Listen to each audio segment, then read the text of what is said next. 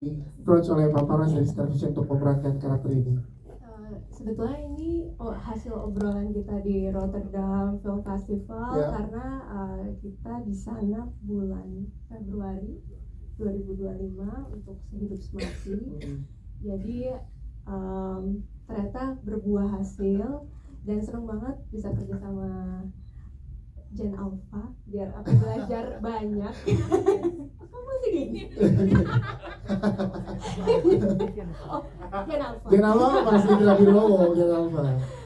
Senang banget bisa kerjasama dengan Vita kita dan juga Mbak Vita. Terima kasih udah diizinkan. Aku tahu ini bukan hal yang gampang dan challenging banget untuk memerankan Rini, dan mudah-mudahan aku juga selama kita pemutaran film dan promo, mudah-mudahan aku selamat. lumayan parno dan takut, cuman aku percaya Star Vision akan melindungi. Akan dijagain ya. Aku juga masih kaget karena ternyata pelapornya di highlight. Dan nggak mau juga terlalu banyak ngomong karena biar misterius dan biar teman-teman bisa nonton di tanggal 31 Juli dan mungkin beberapa hari sebelumnya saat kita premiere. Ini saatnya Vita berbicara karena ini sudut pandang dari Vita, sudut pandang dari anak yang menjadi korban, dan supaya menurut aku Rini dan Bapak Pak Su ini adalah contoh korban-korban mabuk asmara ya. Mabuk asmara. Benar asmara mikir.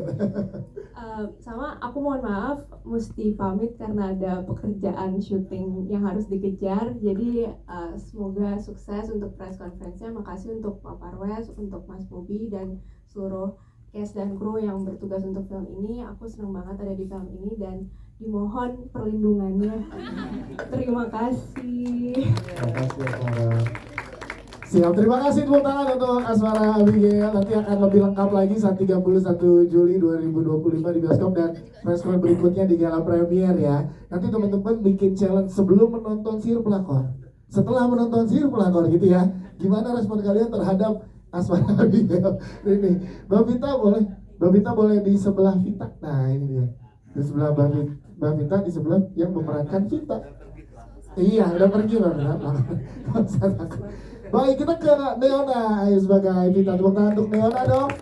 Neona, ini karakternya sangat luar biasa karena tadi di trailer aja banyak adegan intens yang diberikan treatmentnya dari sutradara kita. Gimana saat menerima tanggung jawab ini, Neona? Silakan boleh bercerita.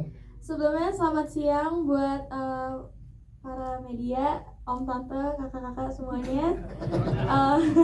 Sebelumnya aku mau mengucapkan terima kasih untuk Pak Parwes dan Star Vision atas kesempatan yang sangat luar biasa ini. Jujur pas aku dapat tawarannya pertama kali, aku tuh langsung tertarik banget karena menurut aku, aku kan suka banget film horor ya, dan aku nonton banyak banget film horor. Tapi ini salah satu film horor yang ceritanya beda banget dari film-film horor lainnya. Terus juga pas aku tahu aku dapat peran Vita, aku merasa wow, aku punya tanggung jawab yang sangat besar sekali. Dan ini juga cukup challenging buat aku karena ini film horor pertama aku. Terus juga aku harus memperankan Kak Vita. Jadi itu tanggung jawab yang sangat lumayan berat buat aku dan challenging. Tapi aku super excited sama hasilnya nanti, dan aku juga berharap film ini gak cuman sekedar film horor yang kalian tonton, tapi juga film yang punya makna khusus, dan semoga ini bisa menjadi pelajaran buat semua. Yes, itu dia Neona. Tapi kita pengen tanya juga Neona, gimana nge-build chemistry dengan aktor-aktor kakak-kakak? Nah ini kakak-kakak ya, kakak-kakak kamu yang ada di set sama kakak Pati.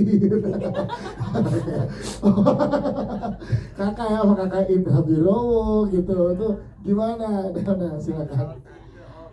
Uh, Kakak Alfi. Jadi untuk nge-build chemistry ini aku sama papa sama mama sama adik aku juga itu kita sempet ada family day. Jadi kita jalan-jalan ke mall, terus kita banyakin quality time bareng-bareng, terus kita juga ngobrol-ngobrol. Jadi lebih ke apa ya? Lebih ke mengetahui satu sama lain lebih dalam sih. Ya, itu dia. Ya, tepuk tangan dong untuk Neona dong. Terima kasih. Jadi dikasih waktu untuk bonding ya, jadinya makin nyaman ya. Siap, kita ke Bang Fatir sekarang. Bang Fatir, nah ini kita pengen tanya juga nih, ini udah lumayan lama juga nggak muncul di layar lebar. Jadi kenapa akhirnya memilih untuk oke nih bareng Star Vision jadi comebacknya nih dan Sihir Pelakor? Oke, Silakan. pertanyaan yang bagus. Yes. Emang itu yang mau diutarakan sama saya hari ini.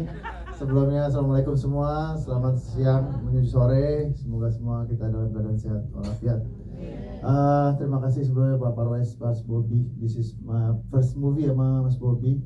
Kalau Pak Parwes sudah terakhir 10 tahun yang lalu, dan itu juga 10 tahun yang lalu saya nggak main film layar lebar. Dan pertanyaannya bagus tadi, kenapa Sihir Pelakor? Ya. Saya bukan penggemar film horor juga, bukan genre yang saya kejar juga kan sebagai aktor. Saya lebih senang komedi action atau drama yang menghasilkan duit di TV. Terus, Iya betul. ya jujur aja gitu. Kenapa ini? Satu itu tadi yang udah diceritakan bahwa ini bukan seperti horor yang biasa. Selain dari kisah nyata, saya tertarik ada sisi dramanya lebih besar daripada horornya. Jadi dicampur itu, ini jadi hal yang menarik gitu di cerita itu. Jadi bukannya sombong, tapi memang saya suka dengan cerita ini. Saya terimalah tawaran dari Star Vision. Dan cast-castnya juga salah satu fans saya juga, idola saya juga Marcella Jalianti. Terus juga ada Alfi Afandi, salah satu sahabat saya. Jadi saya susah nolaknya, makin susah nolaknya. Dikepung teman-teman ya betul. soalnya. Terus ternyata pemeran utama wanitanya anaknya Nanola juga sahabat saya, jadi makin gak bisa nolak juga. Ya itulah. Yes, tapi ini akan menjadi berarti oke, ini akan comebacknya ke industri film bersama dengan Star Vision. Bisa dibilang nextnya akan ada karya-karya lagi dari Bang Fatir untuk di film bersama dengan Star Vision kan? Ya insya Allah juga, karena saya tegang juga nih bisa nggak main layar lebar lagi gitu kan. Karena kan sangat beda ya Pak Parwes ya. Mas Bobby untung di sini sabar ngadepin saya yang terlalu sinetron. Enggak sih, bagus banget Mas. Oh, luar biasa. Mantan layar lebar. Tapi sekarang comeback layar lebar. Tepuk tangan dong untuk Bang Fatir. Terima kasih.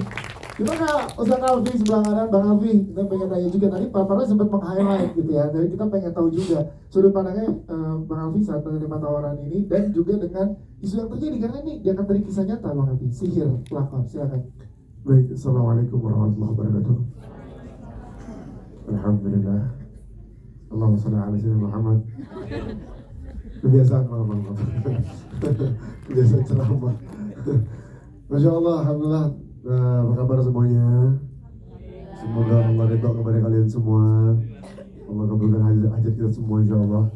Terima kasih banyak buat orang tua saya, Om Parwes, Mr. Bobby, kakak itu, dan semua orkes yang saya idolakan di sini.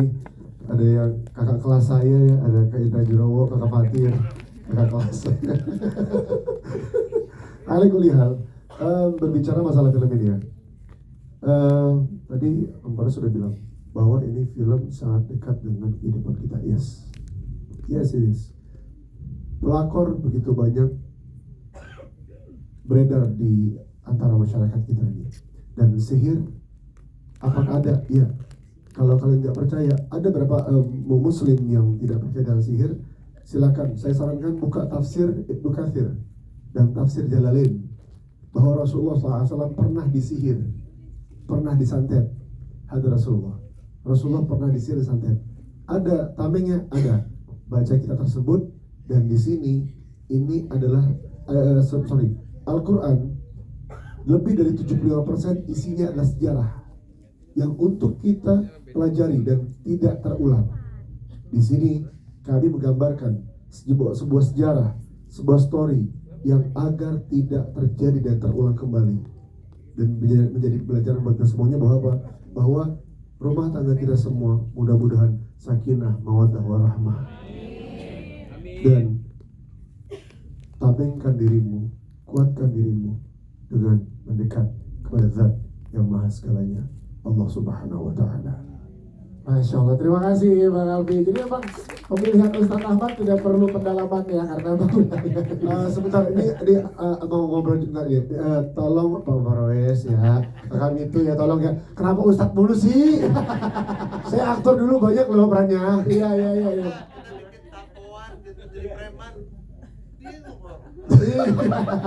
Kan udah ada. Bang Alfi, terima kasih tepuk tangan untuk Bang Alfi.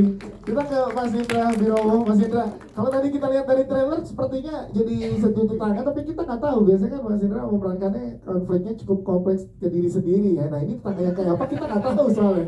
Kalau di peran ini gimana yang udah bisa di spill? Iya. Nah itu kayak gimana konfliknya? Assalamualaikum warahmatullahi wabarakatuh.